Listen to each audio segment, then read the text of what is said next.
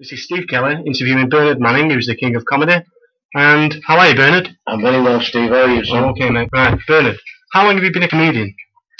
About 45 years. I started as a singer with the Oscar Evening Dance Band in the Lyceum in London, there on the Strand. When I come out of the army, I used to sing with the Manchester Regiment's dance band.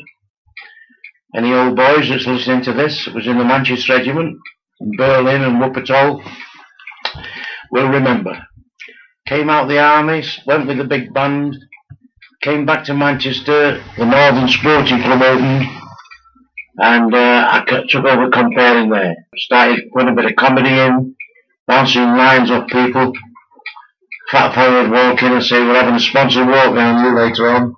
Or something like that, you know, really bouncing them. Yes.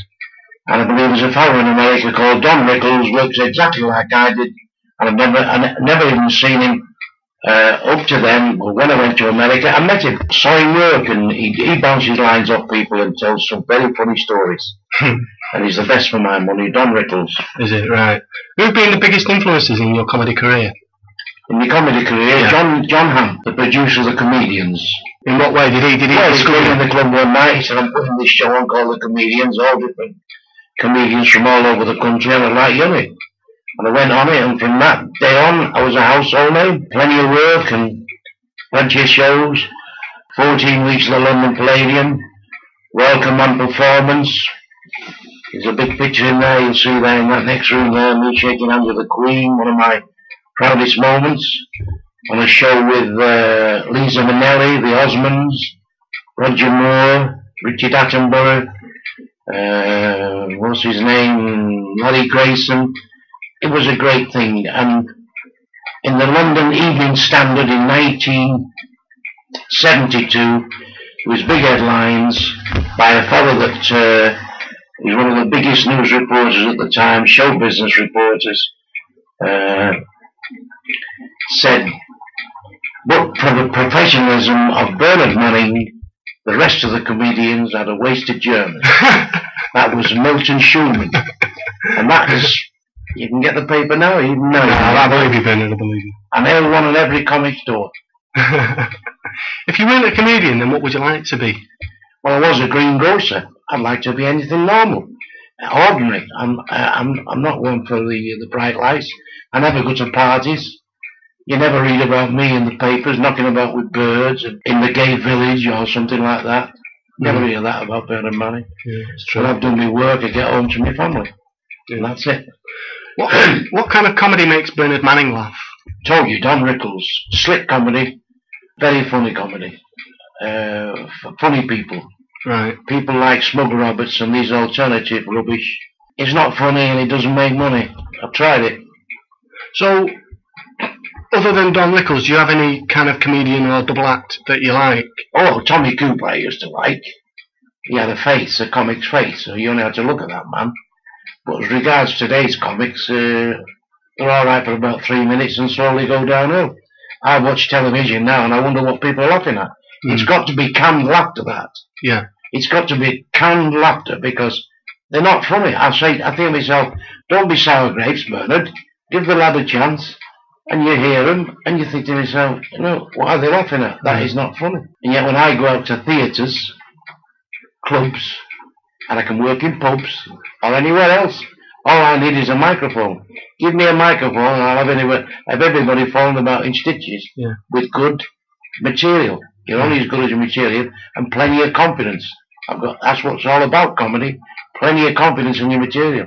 So do you write your gags, or do you just nick them off other people, or do you just make them? No, I plenty of gags that I write myself. I can nick a couple of gags which I've done in the past. Nick them and put my own interpretation to them and make it funnier. I don't do it as that comic would do it. I'll probably stick a swear word in. That's the way you do it. Can you tell me who you think are the best up-and-coming young comics to watch out for? Well, there's only one comic for me that I like to listen to is... well, there's a couple. Graham Grumbleweed. Graham out of the Grumbleweed. Yeah. Is a very good stand-up comic. Yeah. I worked with him. Is he the short, fat one with the bald head? That's right. Very funny. And he's got a comic face, you see. Yeah. And this Ricky Levitt from Bolton. Very funny guy. And apart from that, I wouldn't say, I wouldn't give these alternative, whatever they call them, 20 minutes they shot. I mean, I'd go on stage in a theatre, do about an hour and a half. You know what I mean? Yeah. After 20 minutes, I mean, what are they doing? I mean, and they don't tell gags, toilet comedy. Yeah. I mean, like Ben Elton, where's he now? Where is he? Gordon Manning's still here after 50 years.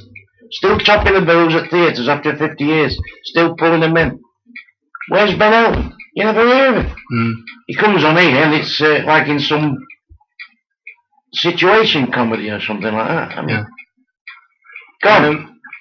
What advice would you give to someone who wanted to be a comedian or to an up-and-coming comedian?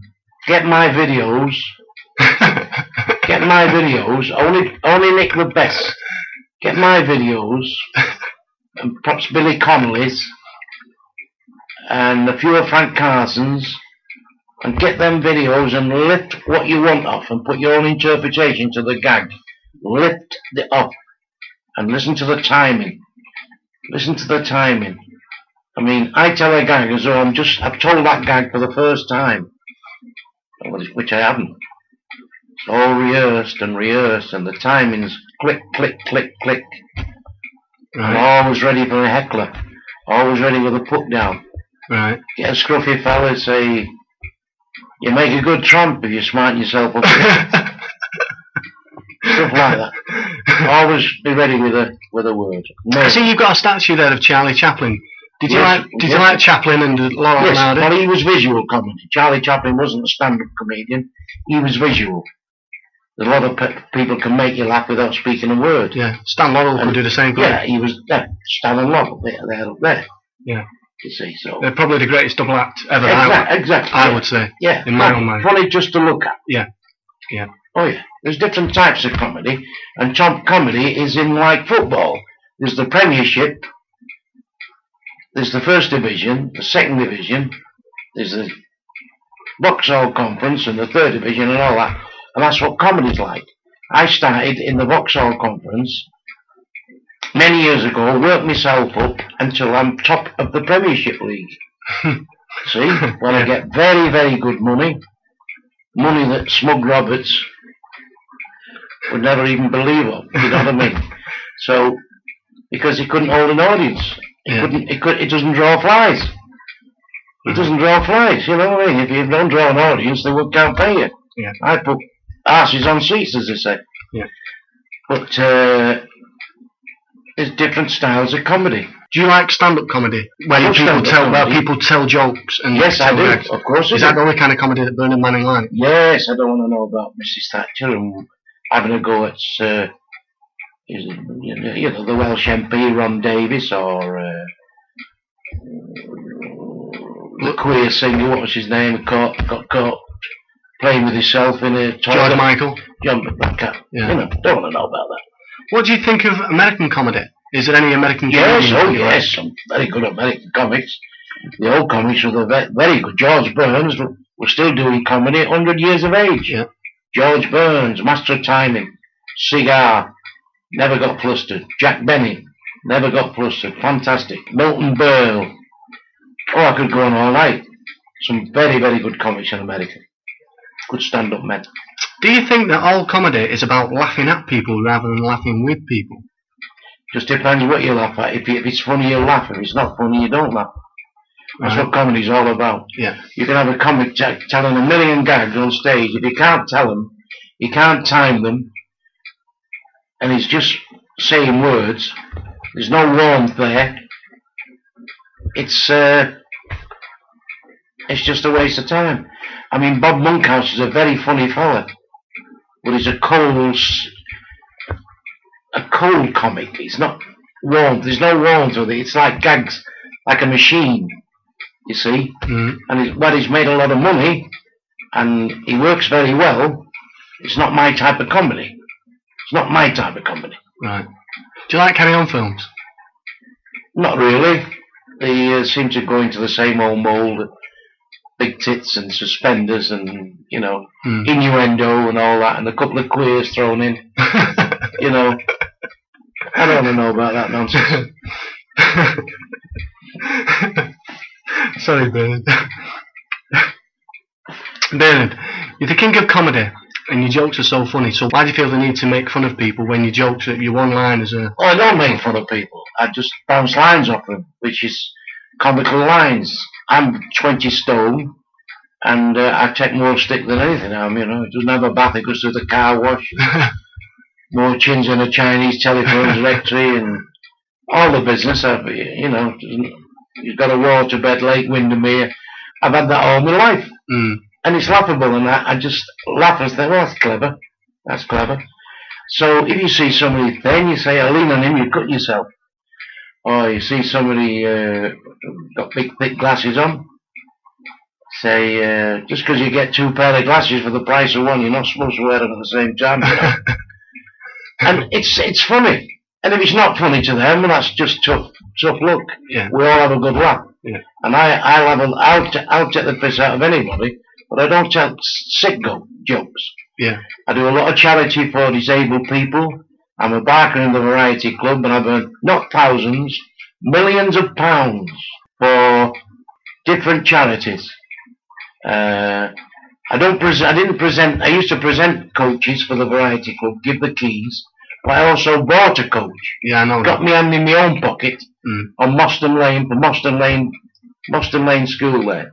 Got me hand in my own pocket, my name's on the side of the coach. You know, yeah. I don't just pay lip service to this thing and, yeah. you know, what a good fellow Bernard is and all that. You know, these people that make you laugh, you know, all the people of Ethiopia when they were starving, all they needed was Lenny Henry and his big fat wife going over there, showing them what it looks like to eat 10 meals a day. They needed that. You know what I mean? Yeah. Yeah. Send them some grub, get your checkbook out and make a few checks out.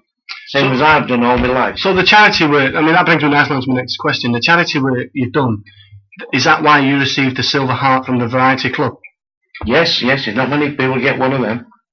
Because we service a charity, which we should all do. Yeah. I don't want any accolades. I'm just pleased to do it, as anybody will tell you. I never charge a penny for the Variety Club, and I've done hundreds of shows for them. Oh yes. Have you achieved all the things in life that you've wanted to achieve? No, I'd like a ticker-tape welcome in New York with the president and people saying, "Who's that with Bernard?" Who's that sat there with Bernard? All the paper coming down from the offices and the band's playing. Beautiful. I love that. Put Manchester on the map. How has video and TV influenced your career? Has it made you the star you are today? Well, as you know, I did the comedians and the wheel tappers and shunters and 3 Mike Parkinsons and different chat shows, Mrs. Merton. Did you ever have any TV specials? Yes, Mr. Nice Guy and the Bernard Manning Show. Yes, of course I did. Yeah, I've done my They're all on video, you can get them. And videos come up for me because when I've done 5 videos, 5 comedy videos, and you can buy them in the shops. And I've also done my autobiography, which you can buy in the shops. It's Bernard, just called Bernard Manning. I was just going through the airport the other day and I saw big stands of myself smiling at myself. Well, that's great, great. You seem to have made your mark. Yeah. From a lad, Mount Carmel School in Blakely, going there, left school at 14, went to Patrio's Senior Service Tobacco Factory in Derby Street in Cheetham Hill, worked there till I went in the army. Dragged myself up from the boots, because in the 30s we had nothing. Very poor family, lived in Ancoats. Anybody will tell you. So whereabouts in Ancoats was you born, Bernard? I was born in Ancoats. Great Ancoats Street, 183 Great Ancoats Street. 183 Great Ancoats Street in 1930. August the 13th, 1930. So how many brothers and sisters have you got? I've got 2 sisters and 2 brothers. Right. Is it true what I read in the book, in your biography, that your family descend from Jewish ancestry? Well, it's a bit dodgy, that. I think my grandfather was supposed to be Jewish. Well, I don't know. I've never traced it back. Right. I don't even worry about that. I was brought up a Roman Catholic, went to Mount Carmel School. I was an altar boy. I was in the choir, and so was young Bernard. He was an altar boy. He was always up at 7 o'clock and serving mass at Mount Carmel with Father Cadner and Father O'Connor. Yeah. All the old folks just listening to this, they'll remember all the priests. So how did you get your terrific singing voice? Was that through when you was in school? At school, I could always hit the right note.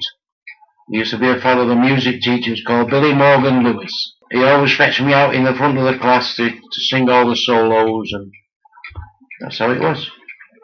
Right, in 1991 you were on This Is Your Life, and some of Britain's best tuppence halfpenny comics, i.e. your friends. That's what I said, tuppence halfpenny. Exactly. Look at all them tuppence halfpenny comics over there. You said that with your son, your grandson Ben, is he? That's right, Ben's, he's 9 now. He's 10 now. They paid you their respects. How would you pay your respect to them? Well, we all work together, we're all here to get a living. Just because they're not funny doesn't, I don't hold it against them. I mean, Jim Bowen, he's just bought a motorbike now to get all his friends to the concerts. Fetch all his pals. Apparently, every night, this is something that, because my brother goes to Spain a lot, and he says that he sees George Roper, and every night in sunny Benidorm, another tuppence halfpenny comic by the name of George Roper claims your title as Britain's King of Comedy. Is there a message you would like to send to George? George is a wonderful fella, and we used to back horses together, and since we've not been seeing each other, since he's gone to Spain, he's saved me a lot of money. Because he couldn't pick his nose. Never mind a winner. But a lovely man, and he knows I love him, and we used to be on the phone nearly every day. And he still phones me odd times now when he wants some new material. Right, many critics have had a go at you and your style of comedy over the years. Now's the chance for you to have a go at them. Would you like to say anything? Well, to my critics, I would like to say it's made me a millionaire. I drive a Rolls Silver Spur. I drive a Cadillac. I live in a beautiful home. There's none of my family wants for anything. I have a wonderful club called the Embassy Club, which is owned by me, lock, stock and barrel. Yeah. Don't owe a penny to nobody. Still working, still topping the bills everywhere I go. And for them that don't like it, they'll have to lump it. Well said. Right, Britain has produced some fine comics over the years. Do you think that Colin Crompton and the Barnsley Baby, Charlie Williams, were some of the best? Yeah, in their own little field. Colin Crompton was funny. He was the slow drawl Lancashire comic with the cigarette and the dreamy eyes and that sort of comedy, which wouldn't suit everybody, but it suits a lot of people. As I say, we're all here to get a living. Charlie was known as for one of the first coloured comics with a Yorkshire accent and that Yorkshire laugh of his, and that got him off the ground. Very funny guy on his day, but he's retired now, and thank goodness for that. I remember watching This Is Your Life, and Mick Miller was on there. Mick Miller now, he's a very funny guy. He has the face, the hair and the bald patch, which he takes the piss out of himself, and he has a real good go, and me and him are very, very good friends. So who's, out of all the comedians, who's your best friend? Who's the one that you like more than anybody? I don't like anyone more than anybody, and what I say about them is only a bit of fun. I don't mean anything I say. When I have a go at a fellow with a bald head or a fat belly, I don't mean any of that. I do it for a laugh. Yeah. But I'm very good friends with Frank Carson, who stays with me when he comes to England. He always stops at my house. Right. What was it like appearing in Las Vegas? Absolutely wonderful. It's a different world. A big gambling city. The gambling pays for all the entertainment. It's fantastic money, ridiculous money. I shared a dressing room with Dean Martin. Absolute magic. I bet he was privileged at that, wasn't he? Oh, well, he was. He really was. I don't think he knew who I was. What do you think of Chubby Brown? What do you think of Chubby Brown? Oh, Chubby's one of my best friends, Chubby. We get on very well together. He's in Australia. He's in Spain at present. And he's up and coming. He has his own way of going on, his own way of his comedy. It's direct. It's very, very blue. He doesn't pull any punches. What he says, and that's it. Yeah. And you either like it or you don't like it. Yeah. So it's horses for courses. Yeah. Okay. What was it like meeting the Queen and Maggie Thatcher? How did you feel? Absolute magic. Because you see these people at this, on a pedestal.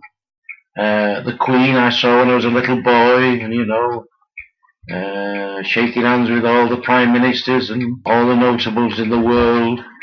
And then you see her little hand, that photograph in there. Her little hand's in mine. Bernard Manning from Mount Carmel, from Ancoats. Yeah. There's the Queen with a crown on. Yeah. She has a crown on there, you see, in a lovely white dress, and all the royal family were with her. And she's got her little hand in mine. People say you're a racist, Bernard, so can you tell me if you've ever employed any ethnic people or any other kind of people, like Chinese, Asian people? Never. I thought you once employed a black DJ called Laney. Yeah, Well, I mean, they're only part-time. All the staff at the Embassy Club or any drivers, they're only part-time. I used to have a coloured doorman, yeah. John, he died. He was a nice man. Yeah, all right. But not full employment, you know what I mean? Yeah. Clubland isn't that kind of a business. There's nobody fully employed, really. Yeah. If Bernard Manning could describe himself, how would he do that? Just an ordinary follower who's got loads of talent. And done very well out of his talent. Right, and it's all about confidence, you see, some company. Yeah. It's all about confidence. Confidence in your own material and your own way of life. You don't hear the Bernard Manning knocking about with birds. You don't hear the Bernard Manning flying about the gay village. You don't hear the Bernard Manning sleeping with this, that and the other. Bernard Manning's a family man, goes home. When he's finished at a club, he goes straight home. I was in London last night. I went on at 11 o'clock, come up at 12:15. I was home here for 4 o'clock. Got into bed, woke up this morning, had a cup of coffee, and you walked through the door. Yeah. And that is my life. Yeah. No parties. No, I'm going to a funeral this afternoon. One of my friends, John Farrer, who's died after a bypass operation. A man that did a lot for charity. Oh, my word.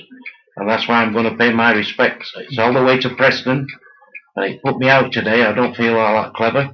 But I've got to go. Yeah. I've got to go. Yeah. Is there one question in the whole of your life that you've always wanted to be asked, but have never been asked, that you would like somebody to ask you? Not really. I work hard like everybody else. I look after my mum. I couldn't put my mother in an old folks' home or anything else like you hear about these footballers doing. Yeah. Everybody else. No way I could put my mother in a home. She was 95 when she died, and I loved her dearly. And I love all my family dearly. Family life is the greatest thing in the world, son. Yeah. Can't beat it. Yeah. My grandchildren, I love them, and I can't wait to see them. Yeah. Take them out and talk to them, and do wrestling matches for them. Ben likes this wrestling, and the girls like going to the theatre and all that carry on. I love it. I think it's great. You're a City fan, aren't you, Bernard? Yes, for my sins. We've been very desperate for the last 5 or 6 years, but we're coming good now. We're lying about 4th with the game in hand. We should beat West Brom this Saturday. We've got a nice little run-in, which should be very, very nicely for us. It's not a hard run-in. So we should get back in the Premiership, where we belong. Got good supporters, and I'm not biased. Most of my friends, and Sir Alex is a good friend of mine. I sent him my book, and he sent me his book. Is it true that the City team are putting numbers on the front of the shirt so it makes it look as though they're attacking? Oh, that's one of my old gags, that. No, I always tell gags about City, and that just shows you. I have no malice. I even tell gags about my own team, because that's what City supporters are all about. It's a great afternoon when you go to Main Road. You know, the comradeship. It's a great... the fellas come up and say, Bernard, how are you? Shake my hand. Because that's the first time I went to Main Road was 1934 with my dad. They used to let you in at half-time for nothing if your dad wasn't working. And I never saw a full match. And they had no amplification, no microphones like you're using here. Yeah. A fella used to go around with the team changes on a board. They put the team changes on a board, Yeah. a blackboard, Yeah. and he'd carry it all the way around the ground. Stanley Matthews won't be appearing today, so and so. Bert Sproston was playing for City in them days, and Les McDowell, he was playing for City, became the manager later on. Oh, they were happy days. So Bert Trautman, a most marvellous goalkeeper. Harry Dowd, good goalkeeper. Over the years, Dennis Law, we fetched him to Main Road, Dennis Law. I can see that blonde head of his now, flying all over the show. So who's your favourite all-time player that you could watch? The first all-time player? Yeah, the greatest player that you love more than anybody? Duncan Edwards. Of United? Oh yeah, I went with my brother and my dad, and we was, watching this Duncan Edwards all over the park, playing any position. Well, oh Jesus, it was absolute magic. I said, who's this? And Duncan Edwards. Nobody's ever heard of him, Duncan Edwards. And he was marvellous. You mean, if you're a football fan, you enjoy a game of football. It's no use being biased and all that kind of stuff. That's a waste of time. Go and see a good football match and give honour where it's due. Duncan Edwards, the best I ever saw. And that Munich crash was absolutely disaster. And Matt Busby, who I was at many functions with, Pat Crerard and all that, Matt Busby was a gentleman, absolute gentleman. I went round doing charity shows for the Lord Mayor's Fund. Me and Leslie Lever, who was the Lord Mayor of Manchester at the time, Leslie Lever, I did shows for him, with him all over the show. The Midland Hotel, the pubs and clubs of all the north. And that's what a lot of Manchester United supporters don't know. That Bernard Manning went round with the Lord Mayor of Manchester earning money for Manchester United's fund for the Munich disaster. And I was pleased to do it, because that was one of the most wonderful teams I ever saw. And that's coming from a City supporter. Well, Matt Busby played for City though, didn't he? He did. We taught him all he knew. Right, before I finish, Bernard, have you got a couple of jokes you can give us, some of the best gags that you know? Well, as a fellow went to the doctors, fellow went to the vets with his dog, and he put it on the table and he said, say ah, say ah. He said, it's a dog. He said, no, I'm talking to you, the dog's dead. Say ah.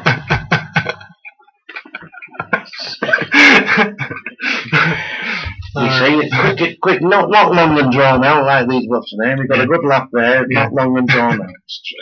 It's a funny line, isn't it? Yeah. And then there's the two Jews talking. One said, how's business, Jaime? He said, business, there is no business. He said, January you didn't earn a shilling, February you didn't earn 2 bob. He said, it was terrible. How's things with you? Oh, he said, that daughter of mine, he said, she's on drugs, he said. And that son of mine, he's on this heroin, he said. It's terrible, he said. And yesterday the wife died. What could be worse than that? He says, March.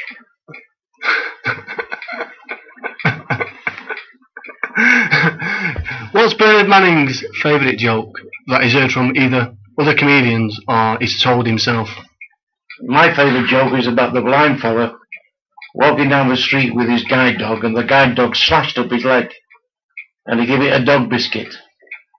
And a fella dashed up, he said, that's the nicest thing I've ever seen in my life. He said, that dog just pissed up your leg and you've got a dog biscuit.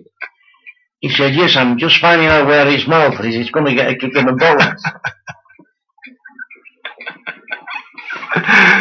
Thanks, Bernard Manning, thanks a lot. That was my pleasure, Steve, and nice meeting you, sir. Keep up the good work. I'll try my best. Good luck. Up the blues.